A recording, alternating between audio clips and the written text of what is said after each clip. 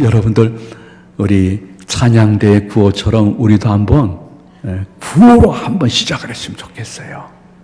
제가 여러분에게 구호 준비하면 야! 하고 손을 드셔야 됩니다. 구호 준비! 그 정도 소리 가지고 안 돼요. 조금 더 크게. 제가 이제 구호 준비하면 야! 하는데 구호는 나가자에 나가자. 광화문으로 나가자는 거 아니에요. 그건 아니고 제가 나 하면 나라를 새롭게, 가 하면 가정을 새롭게, 자 하면 자신을 새롭게, 그리고 제가 할렐루야 하면 여러분들이 아멘. 이걸 잘하면 설교가 1시간 내에 끝날 수가 있습니다. 여러분에게 달려있어요. 그러니까 한번 자, 구호 준비! 야! 나라를 새롭게, 가정을 새롭게, 자신을 새롭게, 할렐루야! 1시간 내에 끝나겠습니다. 너무 잘하셨어요. 이건 구호라기보다는 여러분의 통성 기도가 지금 하나님께 올려진 줄로 믿으시기를 바랍니다. 저는 오늘 세계 나라를 10개국어로 하는 독일의 교수가 계시는데 세상에 신학 교수들만 잘하는 히브리어도 너무 잘하시는 거예요. 그래서 후배 교수들이 아니 교수님 히브리어는 언제 배웠어요? 하는데 그 교수님이 2차 대전 때 학생이었대요. 근데 대학의 기숙사에 유대인 학생하고 같이 있었는데 그 유대인 학생이 너무너무 힘들고 재정적으로 환경적으로 힘들고 독일의 비밀 경찰들에게 잡혀가면 가스실 들어가기 때문에 불안하고 초조하면서 공부를 하는데 힘들 때마다 알아듣지 못하는 말로 찬송을 부르더래요. 같은 방에 있는 친구니까 물어봤대요. 그 내용이 뭔가 했더니 히브리 친구, 유대인 친구가 얘기하기를 이거는 시편 23편이라는 성경 말씀을 이렇게 찬송으로 부른 거야. 근데 나는 시편 23편 찬송만 부르게 되면 너무 힘들다가도 하나님이 내 곁에 너무 가까이 계시고 나에게 찬송 부르는 순간에 힘을 주시는 것을 확신하고 느낀다는 거예요. 그래서 이 독일인 친구도 히브리어를 모르지만은 한 달락 배우기 시작을 했대요. 그러면서 자기도 시편 23편을 히브리어로 찬송할 수 있는 그러한 능력을 이제 받은 것이에요. 히브리어가 이런 거구나. 저도 그 시편 23편을 여호와는 나의 목자시니 내게 부족함이 없으리로다. 이거를 이곳에서 여러분에게 찬송을 들려드릴 수 있는데 이 장내가 소란해지면서 오빠 할까봐 나 못 부르는 거예요. 내가 부르면 잘 부를 수 있어요. 근데 점점 유대인의 전세가 약해지면서 가시슬로 잡혀가는 사람들이 공부하는 대학생들까지도 잡혀가게 됐대요. 이 친구도 잡혀가는 그 순간 전화해서 독일인 친구에게 나 가스실 간다. 너 그 찬송 열심히 부르고 하나님 잘 믿어라. 했는데 전세가 또 완전히 역전이 돼가지고 독일인 병사들이 계속 연합군에게 패배하면서 포로로 잡혀가고 사형장에 끌려가는 반전이 있었다는 거예요. 이 독일인 학생도 잡혀서 사형장에 들어가게 되었는데 벌써 빵 하면서 나무에 매달린 독일인 병사들이 죽고 있더래요. 자기 차례가 왔는데 뭐 할 말이 없냐고. 근데 마음속에 내가 시편 23편을 히브리어로 찬송을 부른 다음에 하나님의 자녀인 것을 고백하고 죽고 싶다 해서 그거를 요청했더니 집행관이 한번 부르라 그러더래요. 그래서 시편 23편을 히브리어로 이 독일인 학생이 마지막으로 부르는데 마음속에는 아버지 하나님, 제 육신은 죽들에서 내 육신에서 호련히 빠져나간 영혼은 틀림없이 천국에 갈 줄로 믿습니다 하면서 히브리어로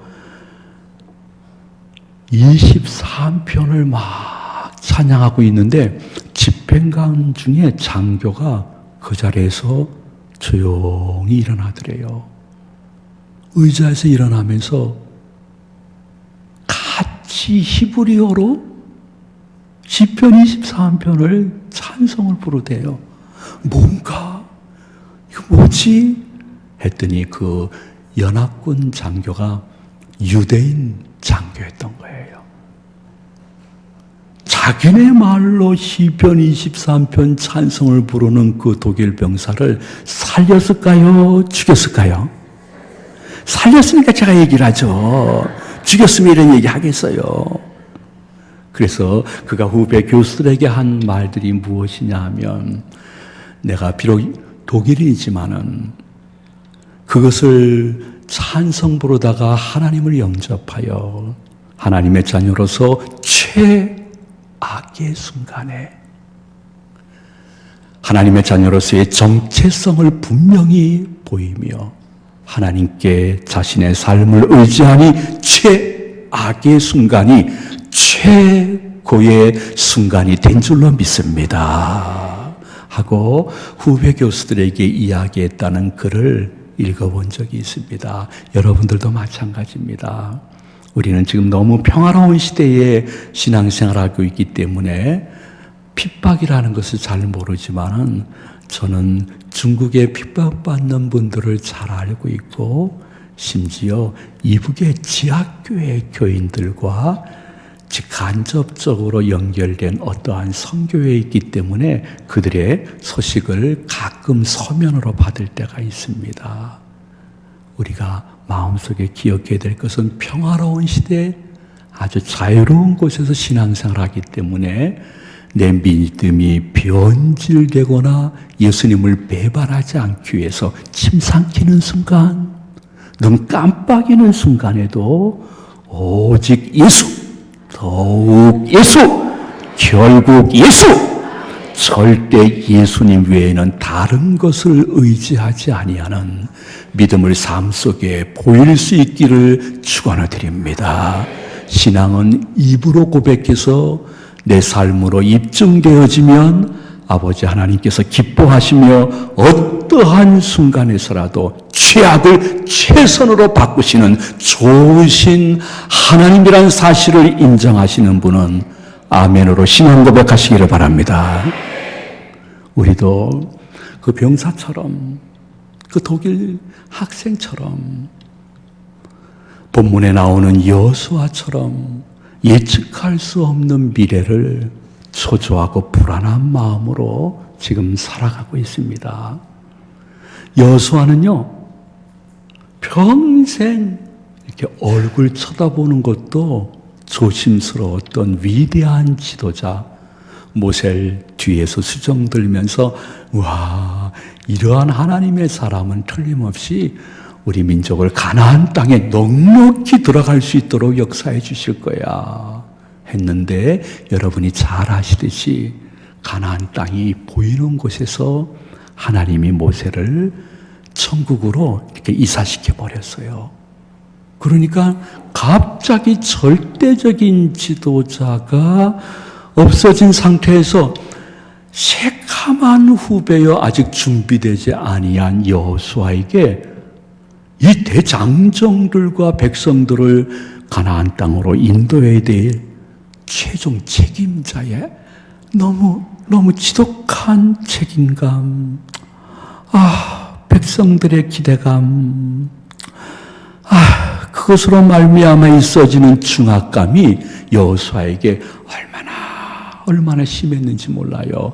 어쩌면 여러분들이 처음 교회 그 봉사할 때, 여러분들이 어쩌면 처음 그 여전도회 남전도회 회장할 때 혹은 위원장 했을 때 처음으로 교사 들어갔을 때 처음으로 찬양대에 들어갔을 때 그 긴장감하고 비교조차 할 수 없을 정도의 엄청난 강박관념에 들어간 여호수아의 모습이 성경에 기록되어 있어요. 이것이 얼마나 힘들었냐 하면요, 우리가 읽은 본문 말씀에 하나님이 계속해서 격려와 위로의 말씀을 반복적으로 말씀 주는 거 보니까 여호수아가 너무 힘들었던 거예요. 마치 어느 날 갑자기 소낙비가 내려지는데 부모가 없는, 그저 집이 없는 고아가 그 소낙비를 그대로 맞으면서 벌벌 떨면서 어디 갈지 어떻게 해야지 하는 여호수아의 모습이 어떤 때는 여러분들 교회 담임 목사님 혹은 부목사님, 전도사님들의 모습일 수도 있어요. 그리고 여러분의 모습일 수도 있어요. 어느 날 제가 그 인천 제2교회에서 33년 동안 목사님으로 사역하고 있는데 장로님이 식사를 하시면서 그러는 거예요. 목사님, 30년 넘게 목회하시니까 주일 아침에 설교하러 본당에 들어갈 때 이제는 평안하시죠? 그러는 거예요. 그래서 제가 대답했어요. 평안했으면 좋겠어요. 근데 지금도 두렵고 떨려요. 그러니까 에이 목사님 거짓말하지 마세요. 무슨 30년이 지났는데 떨려요.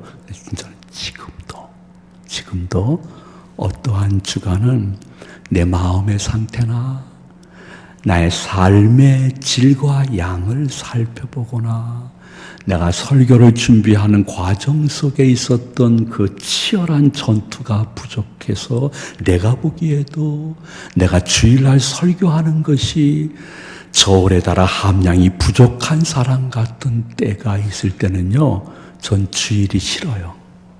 진짜 싫어요. 근데 더 놀라운 사실은 어떠한 분이 주일날 되니까 엄마한테 그랬대요. 엄마 오늘 나 하루만 교회 안 갈게. 응? 나 오늘 하루만 좀 봐줘라. 계속 애원하니까 엄마가 그랬대요. 아니야, 너는 그래도 교회 가야 돼. 네가 담임 목사인데 안 가면 어떡하냐. 그랬다는 거예요. 근데 그 심정이 제 심정이에요. 근데 우리 아들도 저 가나다 밴쿠버에서 한사랑교회 담임 목사 생활을 하는 젊은 담임 목사인데 어느 날 저한테 그렇게 얘기를 하는 거예요. 아빠. 아니 이렇게 힘든 담임 목사님 생활을 어떻게 30년 넘게 했어요. 저는 1년밖에 안 되는데 미치겠어요. 그 무엇보다도 주일 오전 예배 한 편 설교하는 것이 죽음 같아요. 너무 힘들어요.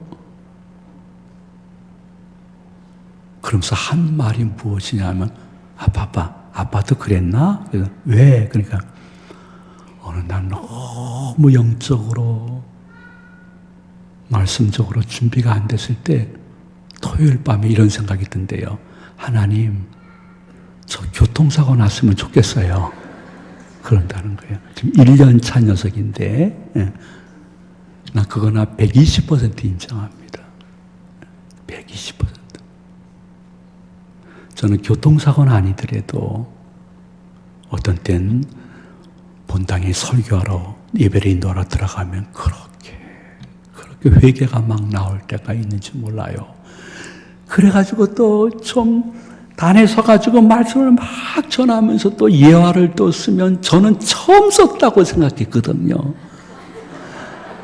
그랬더니 어떤 젊은 권사님은 이렇게 다 필기를 하시는 모양이에요. 그러더니 나가시면서 제가 인사하는데 이러는 거예요. 목사님, 그 예화는 2013년 8월 둘째 주에 하신 것입니다. 또 이렇게 얘기하는 거예요. 그러니 나는 처음 한 것 같은데 이미 한 예화를 또 한 거예요. 그것도 정확히 짚는 거예요. 불쌍한 게 목사예요. 그러므로 여러분 너무 목사님 힘들게 하지 말아요. 그렇게 힘들게 나 솔직히 여러분에게 말씀드릴게요. 여러분이 한 번만 주일 오전 설교 한번 준비해 보세요. 한 번만. 그리고 여러분 틀림없이 마음속에 난 이제 목사님에 대해서 긍정적인 마음 가질 거야. 난 기도로 동역할 거야. 한 번만 주일 오전 설교 한번 준비해 봐요. 못할걸요.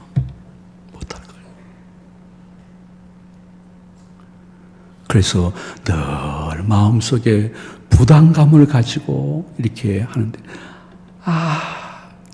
저도 여호수아처럼 너무너무 외롭고 힘들고 어떤 땐 좌절하기도 하고 그렇게 하면서 또 다니엘 이렇게 쓰면요, 놀라운 사실은 요새 교인들은 본당에 들어오는 모습이요, 얼굴이 거의 장례식장에 들어오는 모습이에요. 어쩌면 그렇게 그냥 얼굴이 초조하고 불안하고 맥이 없고, 근데 옷은 결혼식장에 다녀오시는 옷을 입고 오세요. 나만 그런 게 아니구나. 저 교인들도 그렇구나.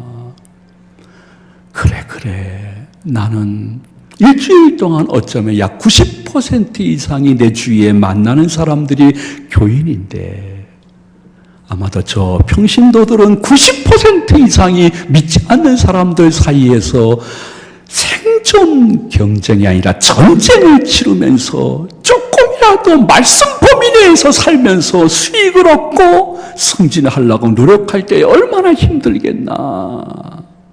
우리 모두 다 본당 들어올 때 장례식 얼굴을 갖고 들어오는 게 어쩌면 마땅하다 하는 힘든 세상을 하루하루 살아가는데 그거를 표현하지 못할 뿐이에요. 그냥 만나면 반갑습니다, 은혜 받으시기 바랍니다, 방실방실 웃고 있지만은 속은 너무 힘든 현실과 감당할 수 없는 짐과 나 혼자 어떻게 할 수 없는 무거운 현실을 가지면서 너무 속이 썩어져가는 성도들이 이 안에 몇 분이 있는가 영투시의 은사로 살펴보니까요, 영투시의 은사가 없어요. 근데 틀림없이 많이 있을 거예요.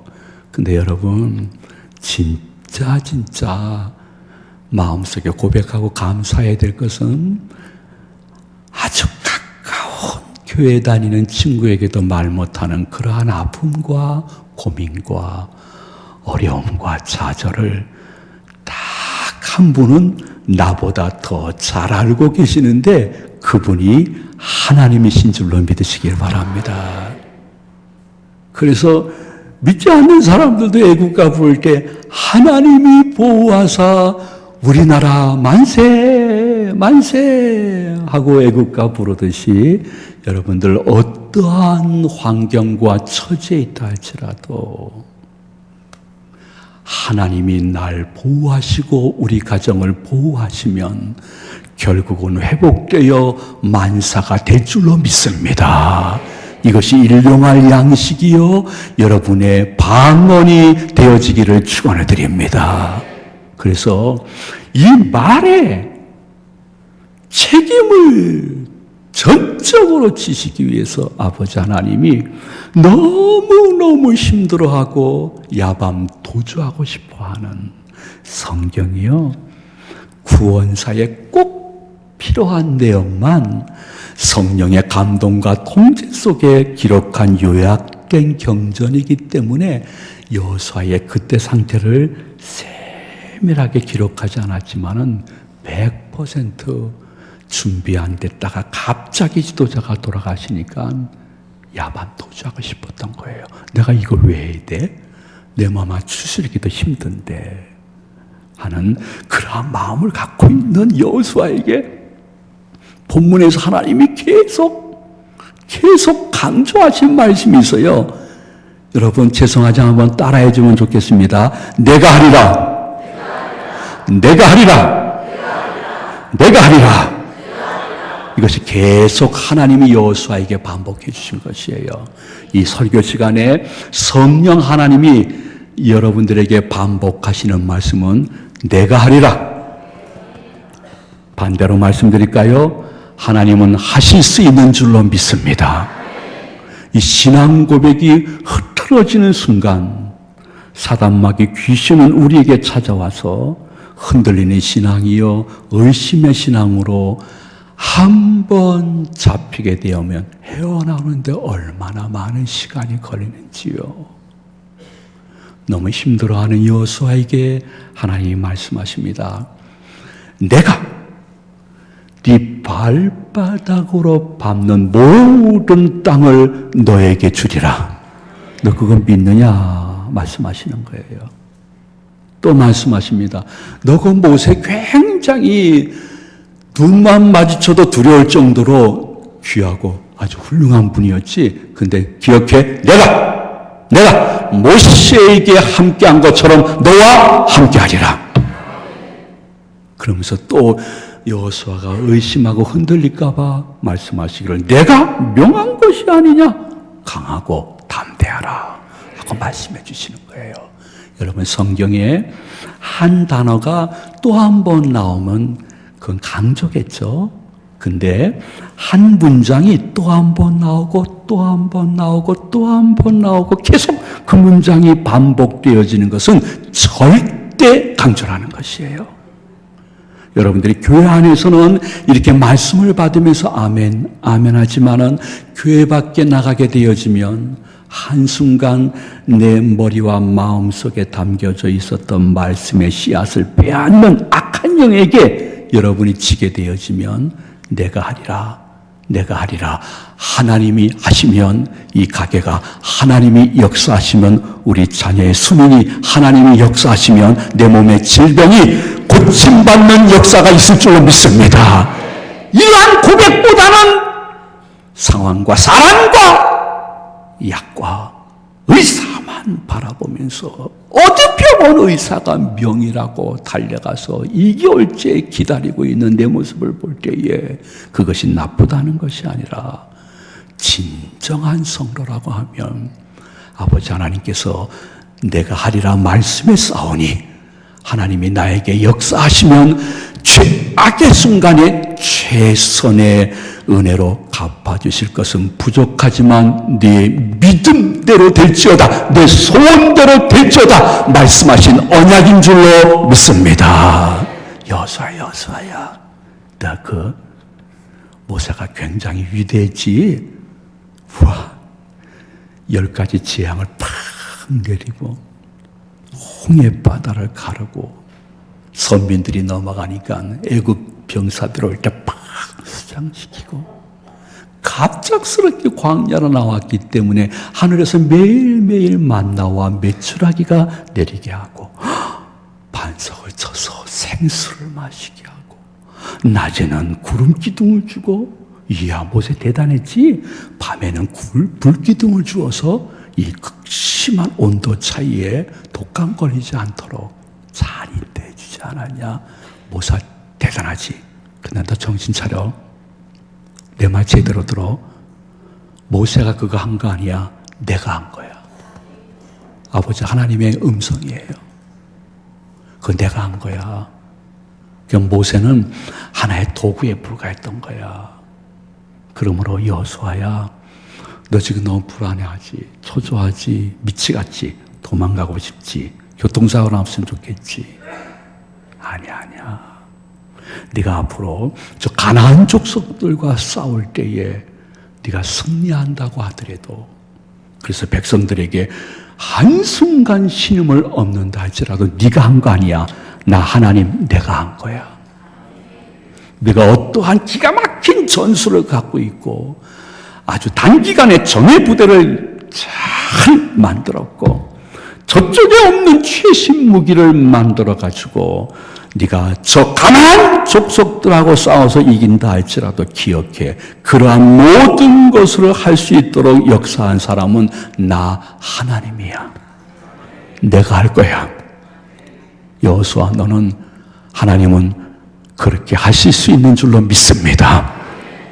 입술의 고백과 기도와 삶의 현장에서 말씀대로 그대로 전진하는 모습만 보이면 돼. 그 음성이 바로 이 월요일 밤에 주일날도 아닌데 월요일 밤에 참석한 여러분 한 사람 한 사람 삶과 가정을 향한 하나님의 언약인 줄로 믿으시기를 바랍니다. 하나님은 말씀하십니다. 야야, 나는 너희들의 목자고 너희들은 내 양이야. 그러므로 걱정하지 말어. 너희들이 푸른 초장 쉴 만한 물가위로 인도해 줄 분은 오직 나 하나님뿐이야. 그거 자꾸만 입으로 고백하고 삶 속에서 그거 잊지 말어. 양은 좀 다른 동물에 비해서 무서움을 너무 많이 탄대요.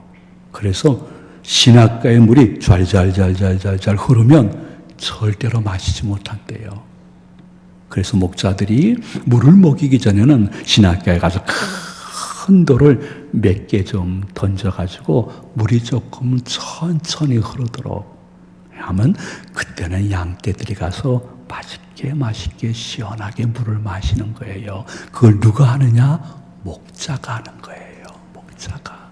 그리고요, 이스라엘의 그 초목은요, 푸르고 멋진 것 같은데 그 안에 독초가 엄청 많대요. 그래서 목자는 양보다 훨씬 아침 일찍 일어나가지고 가서 아이고 여기에 오늘 목초를 먹여야겠지 했을 때 거기에 있는 독초들을 이른 새벽부터 다 뽑는데요. 여호와 이래죠. 그렇게 하고 야 와라 하고 푸른 초장에서 마음껏 먹이고 누워서 한잠 잘래 하시는 분이 우리들이 험한 인생 독한 사람들과 환경이 많은 곳에 너무 급류처럼 흐르는 세류 속에서 여러분들이 절대로 넘어지지 않고 쓰러지지 않고 죽지 않도록 목자 되신 하나님은 지금까지 에베네셀로 그렇게 여러분들을 인도하셨고 오늘은 임마누엘로 인도하셨기 때문에 이곳에 오신 줄로 믿으시기 바랍니다. 내일은 목자 되신 그분께서 양인 우리들이 세상 것들에게 혹은 교회받은 우리 가정이 그 교회에 너무 하나님의 영광이 가리지 않게끔 큰 어려움은 작은 어려움으로 작은 어려움은 없었던 어려움으로 비껴가게 하시는 아버지 하나님, 그분 앞에 우리가 할 수 있는 것은 딱 한 가지 고백, 계속 하루에도 몇십 번 고백해야 될 것.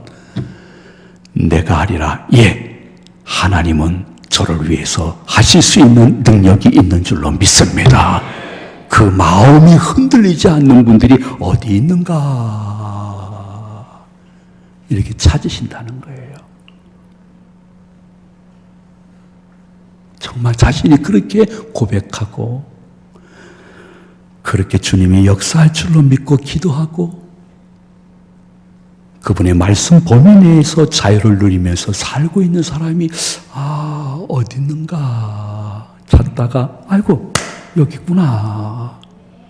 아무도 모르게 남몰래 역사하시고 전화위복의 은혜를 주시는 하나님을 여러분들이 경험하는 축복이 계시기를 축원드립니다. 허브 밀러라는 박사님이 계세요. 근데 그 허브 밀러라는 박사님이 아스팔트 위에서 낚시질하기 이러한 책을 썼어요. 그 책의 여러 내용 가운데 하나를 꼭 집어서 여러분에게 말씀을 드릴게요. 그분의 말씀인데요. 우리들이 이렇게 신앙생활을 일평생 하게 되면 주의 종의 말씀을 일평생 6,000번 정도 듣는데요.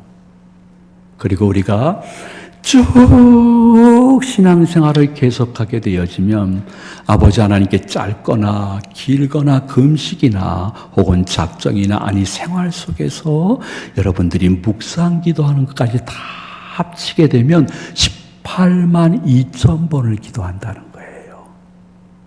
그런데 우리가 일평생 신앙생활을 하게 되어지면 찬송은 한 12만 번 부른대요. 오늘 찬양 부르는 거 보니까 목사님들 등단한 후에도 5곡을 부르더라고요. 그러니까 벌써 12만 번의 찬송 가운데 여러분 오늘 전에도 불렀으니까 한 10곡은 벌써 불렀을 거예요. 그렇죠? 근데 허브 뮬러 박사님은 이렇게 말씀하시는 거예요. 성도 여러분, 여러분들은 목사님의 말씀을 일평생 6,000번을 듣고 기도를 18만 2천 번을 하고 찬송을 12만 번이나 부르는데 왜 교회 밖에 나가게 되면 믿지 않는 사람들과 똑같이 염려하고 근심하고 초조해하고 낙담하고 왜 자살까지 생각하십니까? 너무 이율배반적이 아닙니까? 저는 그 박사님의 말씀을 동의할 수밖에 없습니다.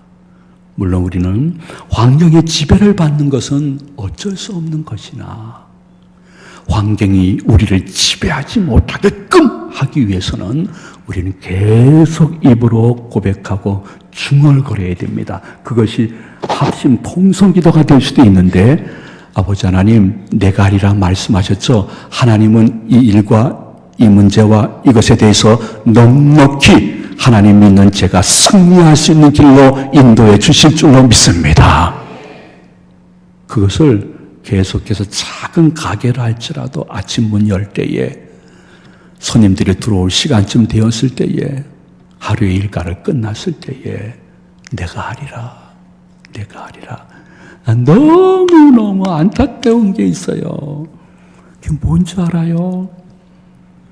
주요 이단 사이비를 믿는 사람이 인천에도 얼마나 많은지 모르고 여러분이 너무너무 잘 아는 이단 사이비 집단들과 교회들이 우리 교회 근처에도 있단 말이에요. 우리 기존교회처럼 똑같이 대한예수교 장로회 혹은 감리회 혹은 성결교 혹은 침례교 이렇게 간판을 붙여가지고 이단 사이비들이 똑같이 우리를 유혹하는데 그들이 어떤 때는 부러운 건 아닌데 저건 악령의 역사야. 제정신은 저렇게 못할 거야. 하는 게 뭔지 알아요? 그들은 가짜 하나님을 섬기면서 진짜 하나님처럼 믿으면서 절대로 흔들리지 않아요. 우리 그 교주가 재림주인 줄로 믿습니다. 난 저 교주와 똑같이 나도 육체적으로 영생할 줄로 믿습니다.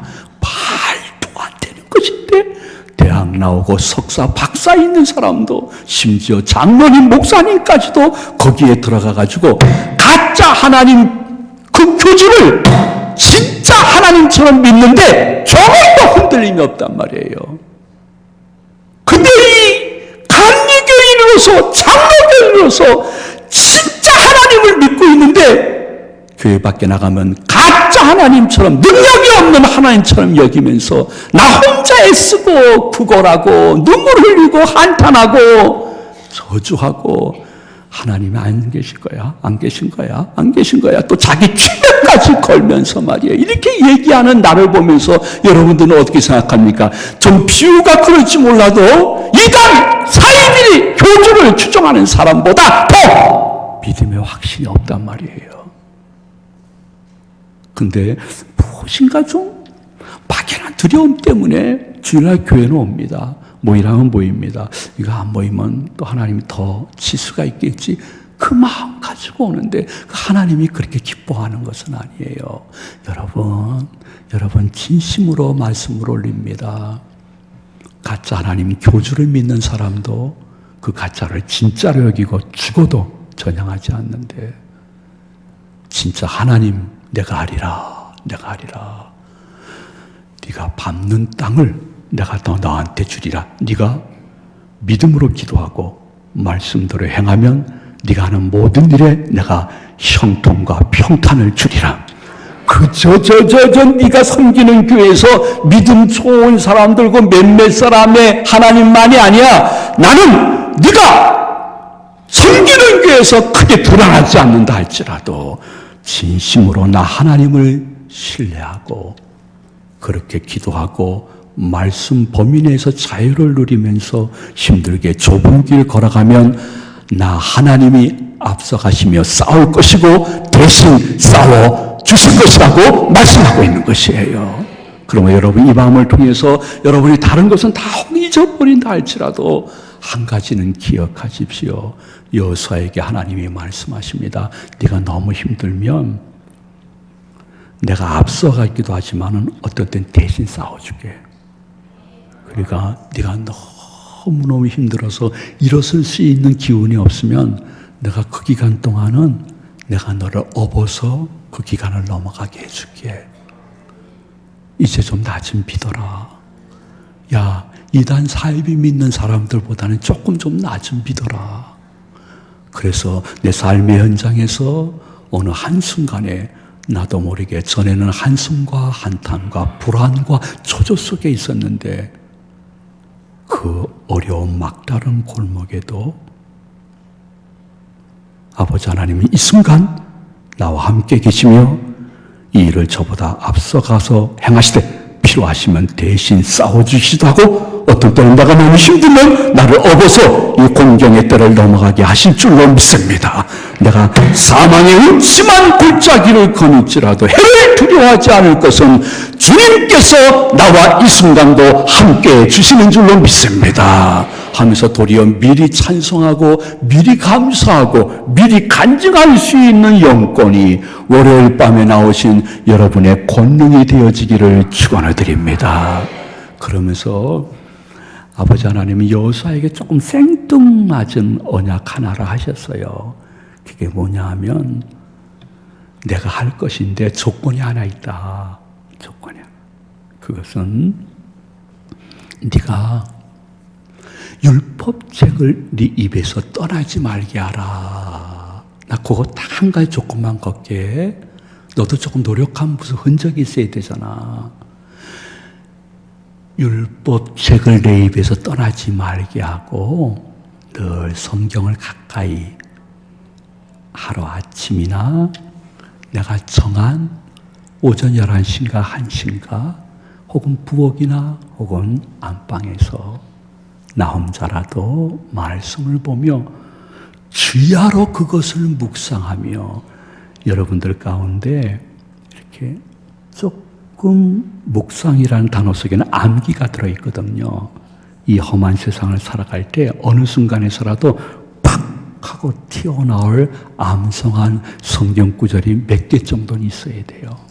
왜 우리가 성경을 들고 다닐 수가 없잖아요.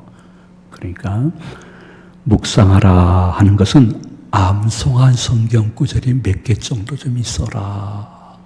그래서 그 말씀이 어느 순간에 눈을 뜨고 그를 바라보며 혹은 그 일을 하면서도 생각나서 그러므로 주님께서 하실 수 있는 줄로 믿습니다. 하는 게 있어야 된다는 거예요. 율법책이 내 입에서 떠나지 않게 하고 주야로 그 말씀을 묵상하며 이 말씀을 그대로 행하면 내가 언약 하나 할게. 네가 이제 가나안 족속을 멸하기 위해서 가나안 땅 들어가야 되는데 너의 길이 평탄하고 형통하게 될 것이라. 너를 막는 대적이 있지 않는 증거를 네 눈으로 보게 할 것이다. 하나님의 언약인 줄로 믿으시기를 바랍니다. 너무 좀 생뚱맞은 가닥은 무엇이냐 하면요, 전쟁을 바로 앞둔 이스라엘 백성들에게 뭔가 좀 멋진 전술이라든지 혹은 전략을 말씀해 주든지, 야, 이렇게 해가지고 너희들이 비록 소수지만은 저 다수를 이길 수 있는 방법은 약 딱 두 가지인데 내가 보기엔 그 중에 이것이 최고인 것 같아. 매복 방법으로 해. 하는 어떠한 전술을 말씀해 준 것이 아니라 너무 이상하죠? 말씀을 읽고 암송하고 싸움 현장에서 그 말씀을 외치라는 거예요. 그러면 내가 하리라. 필요하면 대신 싸워주리라. 우리가 하나님이 하신다는 것을 믿는다 하면 내게 담겨진 말씀이 있어야 되고, 그리고 계속 기도 쉬는 죄를 범치 마시기를 축원드립니다. 하나님이 내가 하리라 했기 때문에 당장 오늘 혹은 이번 주 내에 모든 것이 해결되는 것은 아니에요. 여러분이 기억해야 될 것은 전지전능하시고 무소부지하시고 영원하시고 불변하시고 편지하신 하나님께서는 첫날이 하루 같고 하루가 첫날 같은 줄로 믿으시기를 바랍니다. 그러므로 우리가 말씀대로 살고 너무 힘들 때 암송한 성경 구절이 입에서 튀어나오면서 주님, 제가 주님을 신뢰합니다. 의뢰합니다. 마음으로 지금 기도하고 있습니다. 주님 친히 역사하셔서 대신 싸우시고 증거를 보여주시옵소서. 이렇게 한다고 해서 매일 혹은 그 주간에 혹은 그 달에 모든 기도 제목이 응답되는 것이 아니라는 거예요. 그분은 우리들이 볼 때에 알지 못하는 순간이지만은 그분이 볼 때에 최고와 최선의 순간에 그분의 이름으로 응답하시고 홀로 영광을 받으시는 줄로 믿으시기를 바랍니다. 즉 말씀대로 사는 여러분에게 기도 응답은 다양하게 나오는 것입니다. 어떤 분은 12에 헐리증 걸렸던 여인처럼 기도하는 즉시 병의 근원이 제거되어지는 즉각적인 응답이 있을 줄로 믿으시는 분만 아멘 하시기 바랍니다. 12년 동안 여인이 하혈한다고 생각해 보십시오. 율법에 의해서 부정한 여인이라 가족끼리 살 수가 없었습니다. 격리돼서 사는 그 순간 성경 공부를 제대로 한 것도 아니고 예수님이 자기 거울에 들어온다는 말씀을 듣고 그냥 돌에 맞아 죽으면 죽으리라 그 수많은 군중들 사이를 뚫고 나간 게 아니에요. 이 여인이 나타나니까 사람들이 다 비낀 거예요. 부정한 여인에게 부정탄다고. 그래서 예수님 옷자락 가가지고 이렇게 살포시 옷자락을 만진 것처럼 기록되지만 그거 아니에요. 와락 붙잡은 거예요. 저 좀 고쳐주세요. 그 순간 혈류의 근원이 끊어지고 예수님의 제자로서의 새로운 삶을 사는 모습이 성경에 기록되어 있어요. 내가 성경을 기준으로 해서 여러분에게 과감히 말할 수 있습니다. 여러분이 올 가을과 겨울 지나는 어간에 여러분이 기도한 기도 제목이 12에 혈류증 걸렸던 여인의 기도 제목처럼 기도하는 즉시 응답되는 기도가 있을 줄로 믿으시기 바랍니다. 그 은혜를 감사하고 찬양하시기를 축원해 드립니다.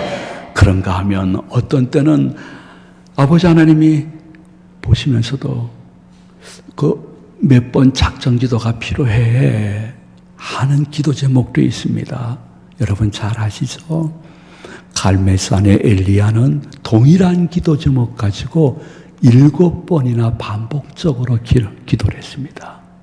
근데 하늘문이 닫혔는데 빨리 열려서 이스라엘 선민들에게 좋은 비가 내려지기 위해서 기도하는 것을 7번 작정 기도하다가 어느 날 자신의 모습을 봤더니 자신이 기도하는 모습이 제자들이 볼 때는 웃을 정도의 모습이었어요. 성경에 보니 너무 기도에 깊이 들어가다 보니까 양 다리 사이에 엘리야의 머리가 처박혀 있었어요.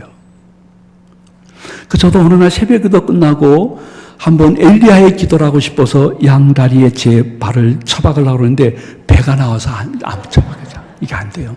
100번 시도하다가 제가 그만뒀어요. 혼자 킥킥대고 웃고 끝났어요.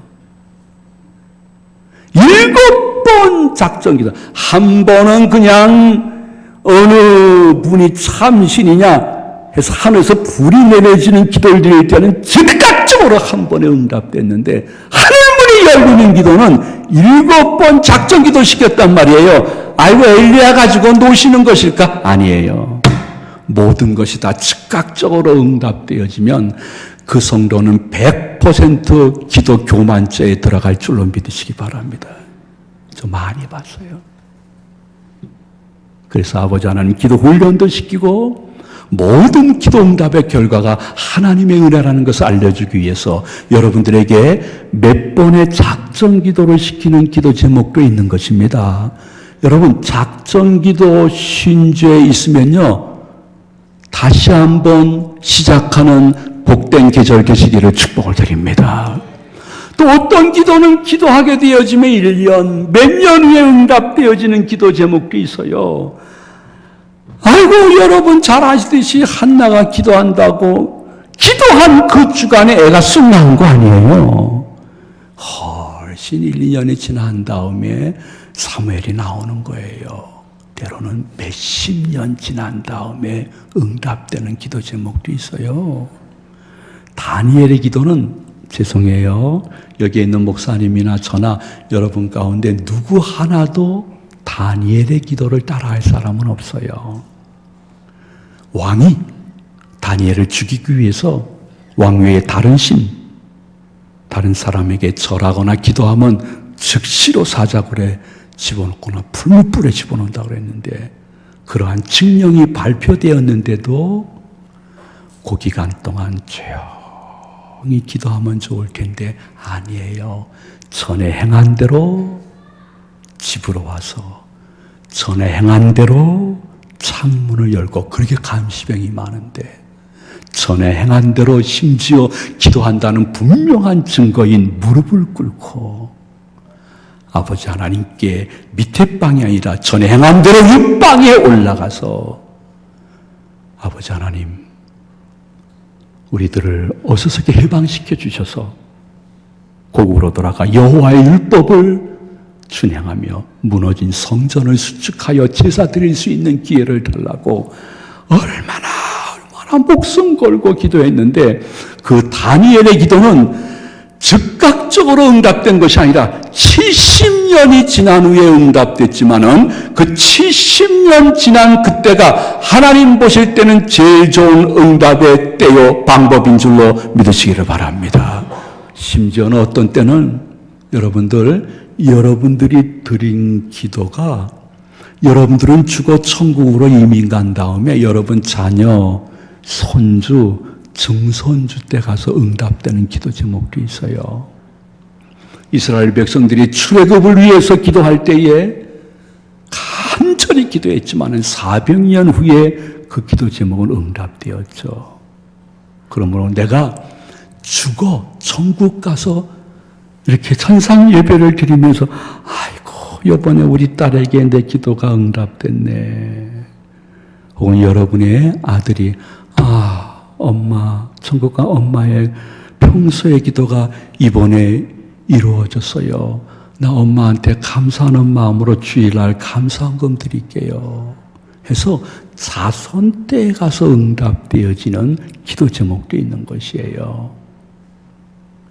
저는 이제 우리 개신교 집안으로서는 좀 독특한 집안이에요. 개신교 역사는 한 134년밖에 안 됐어요.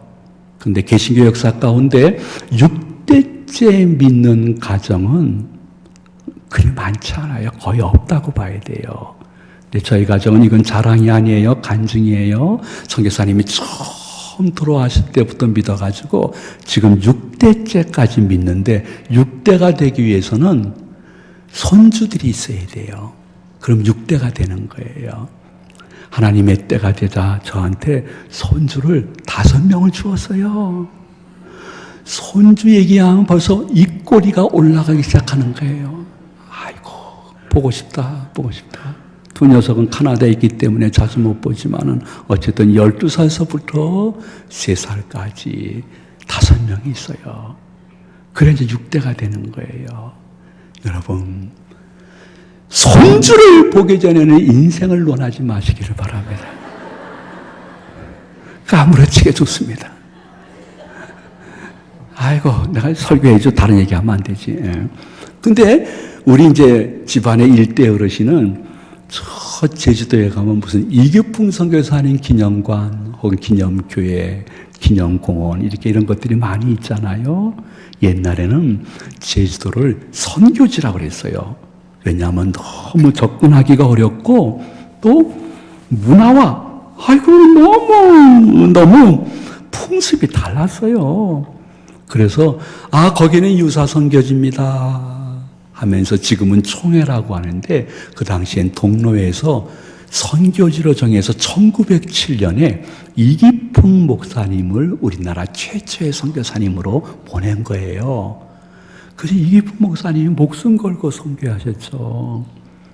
그런데 너무너무 문화가 달라가지고 여자는 어른이든 주일학교 조그만 애들이든 여자에게 접근해서 복음을 전하다가 몇 번 봉변을 당하신 거예요.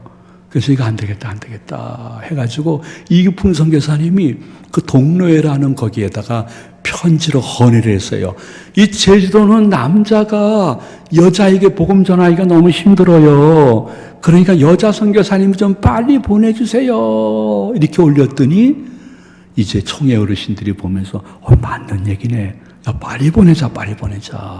해서 수소문에서 결정을 해서 평양 여전도회에서 기도와 물질을 후원하기로 해서 1908년에 최초로 제주도 우리나라 첫 여자 선교사가 떠나게 됩니다. 여자분들은 아시는 게 좋을 것 같아요. 우리나라 최초 여자 선교사님의 조남은 이선자 광자입니다. 이선광 선교사님이 떠나게 됩니다. 그분이 우리 집안 믿음의 계보의 일대 어르신이십니다. 그때 여자가 제주도 간다는 것은 미안해요. 동네 사람들이 XX년 그랬대요. 그런데 주님이 주시는 사명은 목숨 걸고 감당하겠다고 가셔서 이기풍 선교사님보다는 조금 더 오래 제주도에 계셨어요. 근데 그 이성광 성사님 일대분 다음은 저의 친할아버지예요. 그분은 목사님이셨어요. 그 목사님은 제가 지금 섬기고 있는 인천 제2교회의 초대 옛날의 목사님이셨어요. 6.25 때 목사님이셨어요. 근데 늘 그러셨대요. 저희 할아버님이 제가 중학교 2학년 때 소천하셨으니까 그 말씀하신 거 다 기억이 나요. 근데 지금 1시간이 다 돼가니까 입이 너무 말랐어요. 이런 목사에게는 물을 먹여야 돼요.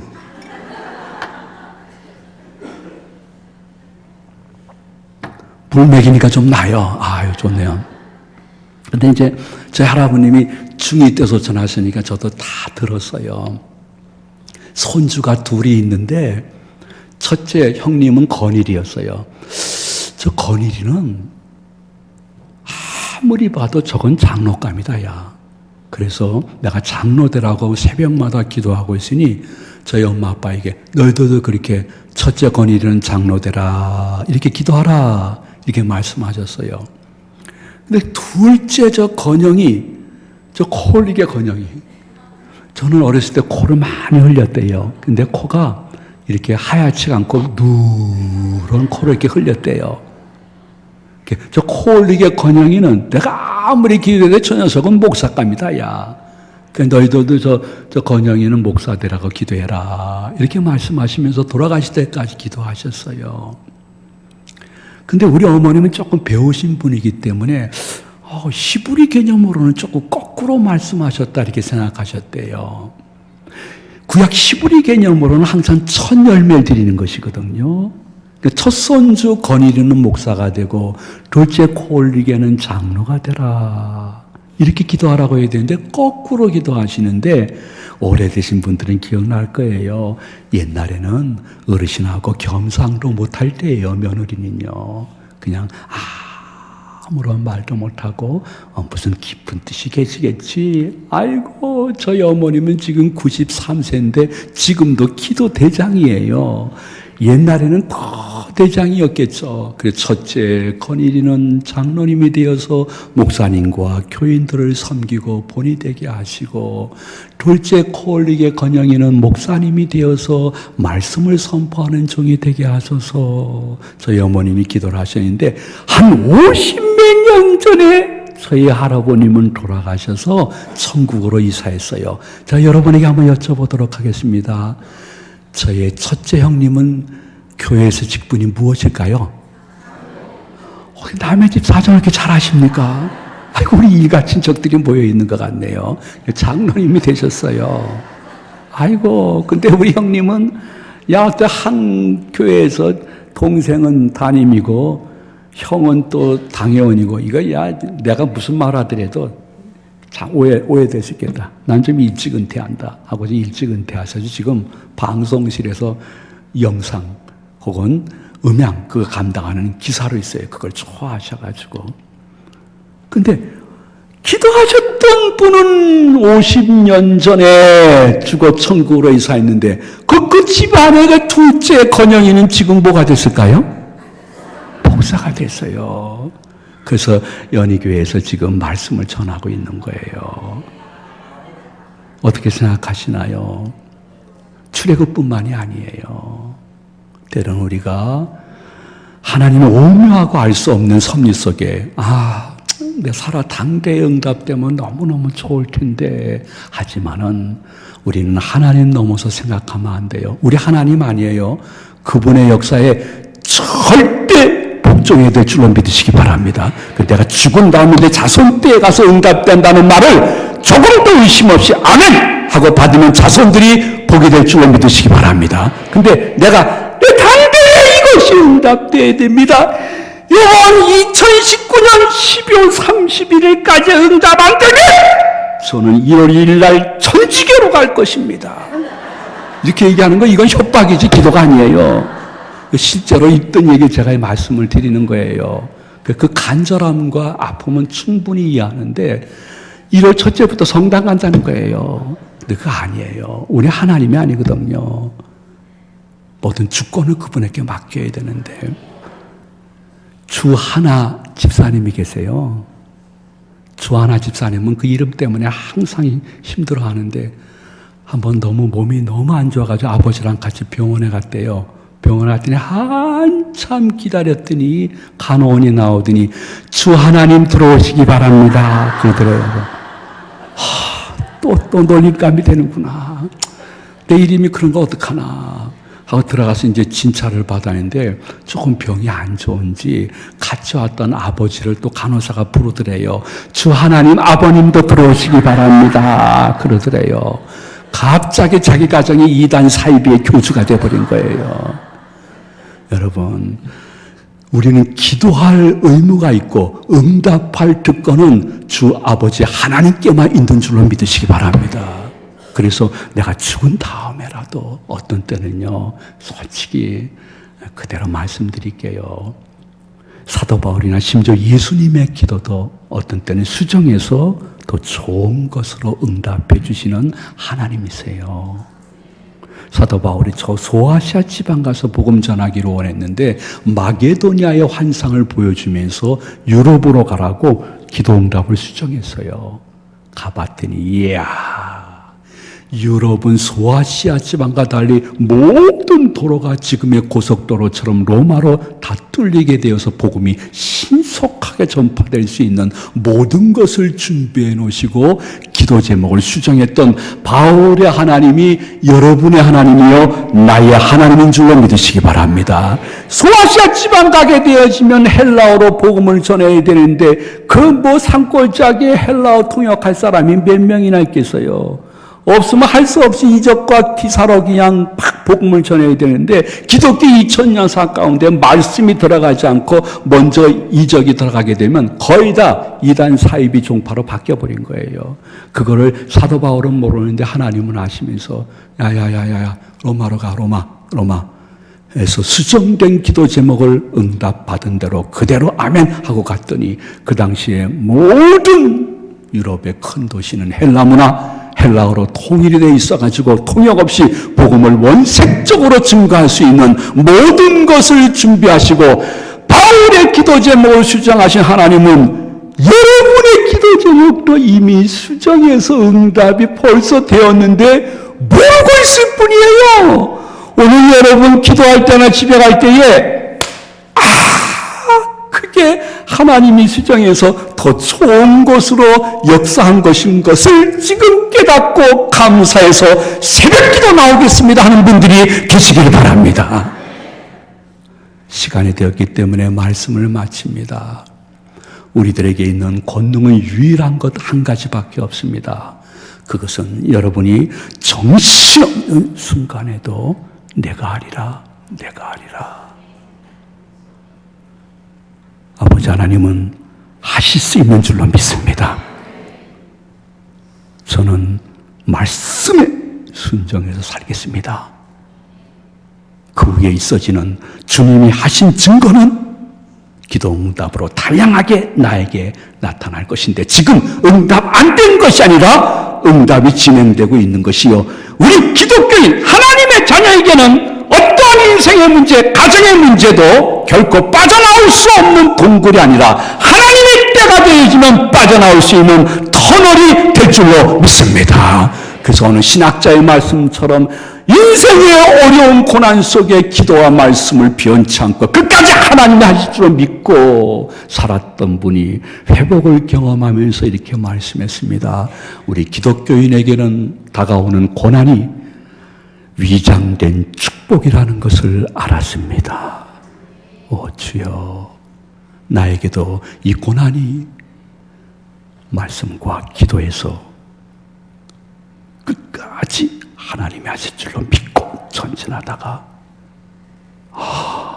이 고난도 축복이었구나, 위장된 축복이었구나 고백하며 아버지 하나님 앞에 감사도 하지만은 내 가족과 내 주위에 있는 분들에게 내가 직접 만나서 경험하고 응답받았던 하나님을 전해줄 수 있는 복음의 나팔이요 그리스도의 편지들이 되시기를 이 말씀을 준비해 주신 예수님의 이름으로 축원해 드립니다.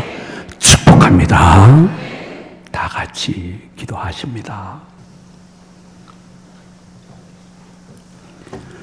사랑하는 성도 여러분, 오늘은 소리를 내지 않고 반주할 때에 2-3분 동안 조용히 내면에서 하나님께 기도하세요. 그럼 기도 제목도 주시고 확신도 주실 거예요. 깨달음도 주실 거예요. 조용히 묵상기도 2-3분 동안 하나님 존전해서 드립니다. 묵상기도 하십니다.